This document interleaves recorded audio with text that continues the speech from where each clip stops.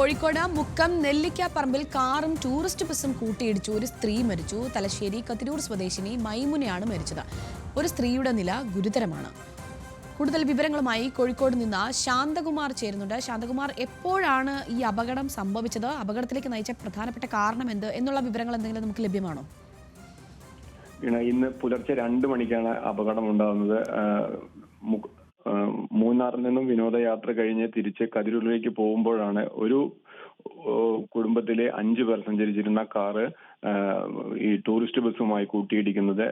Car പൂർണ്ണമായും തകർന്നിട്ടുണ്ട്. ഒരാളുടെ നില ഗുരുതരമാണ്. ഈ ഗുരുതരമായിട്ടുള്ളത് ഈ മരിച്ച മൈമൂന എന്ന ഒരു സ്ത്രീയാണ് അതിൽ മരിച്ചത്. അവരുടെ മകൾക്കാണ് ഗുരുതര പരിക്ക് ഏറ്റിട്ടുള്ളത്. 5 പേരും ആശുപത്രിയിൽ പ്രവേശിപ്പിച്ചിരിക്കുകയാണ്. ഇതിനകത്ത് കാർ പൂർണ്ണമായും തകർന്നുകൊണ്ട് തന്നെ എല്ലാവർക്കും ഗുരുതരമായ പരിക്ക് ഉണ്ട് എന്ന് തന്നെയാണ് പോലീസ് നൽകുന്ന സൂചന. ശരി, കോഴിക്കോട് മുക്കം നെല്ലിക്കാപ്പറമ്പിൽ കാറും ടൂറിസ്റ്റ് ബസ്സും ഇന്ന് പുലർച്ചെ 2 മണിക്കാണ് കൂട്ടിയിടിച്ചത്. ഒരു സ്ത്രീ അതിൽ മരിക്കുകയും ചെയ്തു. തലശ്ശേരി കതിരൂർ സ്വദേശിനി മൈമുനയാണ് മരിച്ചത്. ഒരു സ്ത്രീയുടെ നില ഗുരുതരമായി തന്നെ ഇപ്പോഴും തുടരുകയാണ്. വിവരങ്ങൾ നൽകുകയായിരുന്നു കോഴിക്കോട് നിന്ന് ശാന്തകുമാർ.